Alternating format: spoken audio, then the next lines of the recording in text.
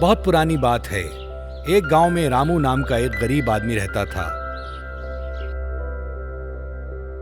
उसकी पत्नी गुजरने के बाद वो अकेला ही अपने बेटे राजू के साथ रहता था। रामू जंगल में जाता, सूखी लकड़ियां तोड़ता और उसे बाजार में बेचकर अपना पेट पालता। एक दिन की बात है, जब रामू जंगल जाने को तैयार हुआ तो अचानक ही उसे चक्कर आया और वो जमीन पर गिर गया।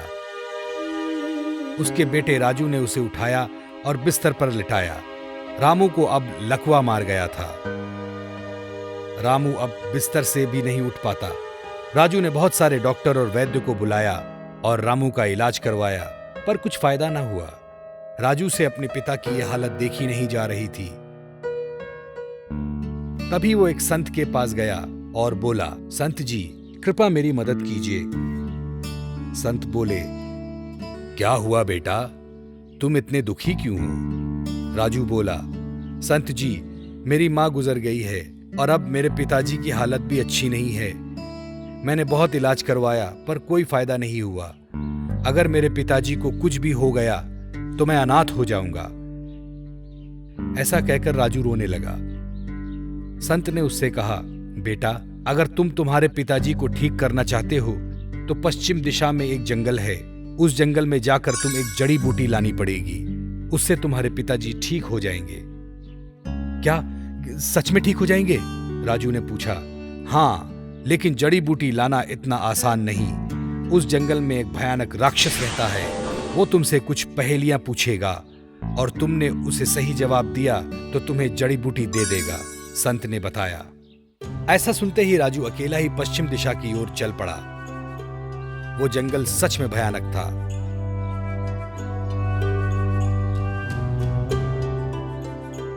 आगे चलते चलते राजू को वो राक्षस दिखाई दिया। राजू उसके पास गया और बोला, हे राक्षस जी, क्या आपके पास वो जादुई जड़ी बूटी है? क्या आप मुझे दे सकते हो? मेरे पिताजी बहुत बीमार हैं। इस पर राक्षस बोला, हे बच्चे, मैं तुम्हारी हिम्मत की दाद देता हूं। तुम अकेले ही मेरे पास आ गए। तुमने मेरी 3 पहेलियों के जवाब दिए तो मैं तुम्हें जड़ी बूटियां दे दूंगा। बोलो, तैयार हो? हाँ, मैं तैयार हूं। मेरे पिताजी के लिए मैं कुछ भी कर सकता हूं। पूछो तुम्हारी पहेलियां, राजू ने कहा। तब राक्षस ने पहली पहेली पूछी, चींटी के 2 आगे चींटी, चींटी के 2 पीछे चींटी। बोलो कितनी चींटी? राजू ने थोड़ा सा सोचा और बोला, 3 चींटी। बहुत खूब, सही है। अब दूसरी पहेली, मैंने 20 को काट दिया, फिर भी ना कानून तोड़ा ना खून किया। ऐसा तो मैंने क्या किया? राक्षस ने पूछा। राजू सोच में पड़ गया, फिर बोला, नाखून काटा। इस पर वो राक्षस खुश हुआ और हंसने लगा। फिर उसने तीसरी अंतिम पहेली पूछी, ऐसी कौन सी चीज है जो ठंडा होने पर काली, गर्म करने पर लाल और फेंकने पर सफेद हो जाती है? राजू अब थोड़ा सा सोच में पड़ गया। राक्षस जोर से हंसने लगा। तभी राजू झट से बोला, कोयला। अरे वाह, क्या खूब, राक्षस बोला। बच्चे, तूने मुझे खुश कर दिया। तू सच्चा बेटा है। ये ले तेरी जड़ी बूटी और अपने पिताजी का इलाज करा। राजू ने उसे शुक्रिया कहा और वहां से चल दिया। घर आते ही उसने जड़ी बूटी अपने पिता को खिलाई। तुरंत ही रामू के पिता अच्छे हो गए। तो बच्चों, क्या समझे इस कहानी से कि हमें अपने माता पिता के लिए जो भी संभव है वो करना चाहिए, चाहे उसमें लाख संकट क्यों ना आए।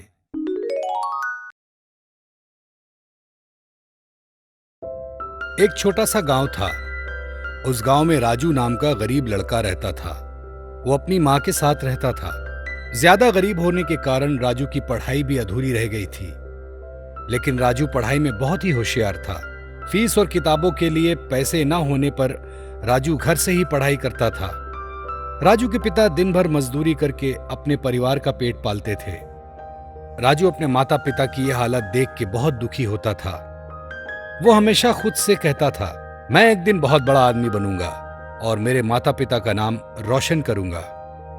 एक दिन की बात है, जब राजू कुछ सामान बाजार से लेने गया था। वहां एक सब्जी वाला एक बूढ़े आदमी को कम सामान देकर ज्यादा पैसे हड़प रहा था। राजू तुरंत ही वहां गया और उसने सब्जी वाले से कहा, तुम इस बाबा को फंसा रहे हो, ज्यादा पैसे क्यों ले रहे हो? इस पर सब्जी वाला बोला, तुम्हें इससे क्या मतलब? तुम चुपचाप से यहां से चले जाओ। राजू बोला, नहीं, जब तक तुम सही दाम नहीं लेते तब तक मैं नहीं जाऊंगा। राजू की ये बात सुनकर सब्जी वाले ने ईमानदारी से पैसे वापस किए। इस पर वो बूढ़ा बाबा बहुत खुश हुआ। बाबा ने पूछा, तुम तो बड़े होशियार हो, कौन सी कक्षा में पढ़ते हो? राजू बोला, बाबा जी मैं स्कूल नहीं जाता। स्कूल क्यों नहीं जाते? बाबा ने पूछा, बाबा जी हम बहुत गरीब हैं, स्कूल की फीस भरने के लिए हमारे पास पैसे नहीं हैं और घर से बहुत दूर है स्कूल। बाबा जी को उस पे दया आई। वो उसे अपने घर ले गए और कबाड़ में पड़ी एक साइकिल उसे दी। बेटा ये साइकिल लो, ये मेरे बेटे की थी जब वो स्कूल जाता था। ये जादुई साइकिल है, ये हवा में उड़ती है और पानी पे चलती है। अब ये मेरे कोई काम की नहीं। ये लो तुम्हारी फीस के लिए पैसे, जाओ खूब पढ़ाई करो, दूसरों की मदद करो। साइकिल और पैसे लेकर राजू बहुत खुश हुआ। बाबा को शुक्रिया कहकर राजू साइकिल पर बैठकर अपने घर गया। घर जाते ही साइकिल अपने माता पिता को दिखाई। दूसरे दिन राजू ने फीस भरकर स्कूल में दाखिला लिया और खूब पढ़ाई करने लगा। स्कूल छूटने के बाद एक दिन घर जाते वक्त अचानक एक आदमी नदी में गिर गया। वो डूबने ही वाला था कि राजू ने इधर उधर देखा, लेकिन उसे कोई भी बोट नजर नहीं आई, कोई भी नाव नजर नहीं आई। तभी राजू को याद आया कि ये साइकिल पानी में भी चल सकती है। फिर राजू ने साइकिल पर बैठकर नदी में छलांग मारी और उस डूबते आदमी के पास गया और साइकिल पर बिठाकर उसे नदी के किनारे ले आया और उसकी जान बचा ली। उस आदमी ने राजू को शुक्रिया कहा। राजू ने भी अपनी साइकिल की ओर देखकर बहुत धन्यवाद दिया और घर चला गया। दूसरे दिन जब राजू स्कूल जाने लगा था कि पड़ोस वाले एक आदमी को दिल का दौरा पड़ा। अस्पताल शहर होने के कारण गांव में एम्बुलेंस भी नहीं आ सकती थी। राजू को याद आया कि ये साइकिल उड़ भी सकती है। राजू ने उस आदमी को अपनी साइकिल के पीछे बिठाया और उसे कस के रस्सी से बांधा और बटन दबाते ही साइकिल हवा में उड़ने लगी। राजू अब उस साइकिल के सहारे हवा में उड़ रहा था। शहर आते ही वो तुरंत अस्पताल पहुंचा और उस आदमी का इलाज करवाया। इस तरह राजू ने उस आदमी की भी जान बचाई। अब राजू हमेशा ऐसे ही गांव में लोगों की मदद करता है अपनी जादुई साइकिल के जरिए। कभी किसी का बोझा उठाता है, तो कभी किसी को बाल्टी में पानी रख कर देता है, तो कभी किसी छोटे बच्चे को साइकिल पर सैर कराता है। उस गांव में राजू के स्कूल में 2 शरारती बच्चे थे। वो राजू और उसकी साइकिल से नफरत करते थे। ये राजू तो बड़ा सियाना बने जा रहा है, इसका इंतजाम करना पड़ेगा।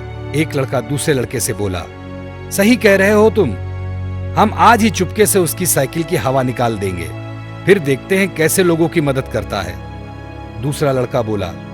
फिर वो दोनों चुपके से साइकिल की हवा निकालने के लिए साइकिल के पास गए। जैसे ही उन्होंने साइकिल को हाथ लगाया, उन्हें शॉक लगा, वो जमीन पर गिर गए। राजू ने उन्हें देखा और तुरंत साइकिल पर बिठाकर उड़ते हुए अस्पताल में भर्ती करवा दिया।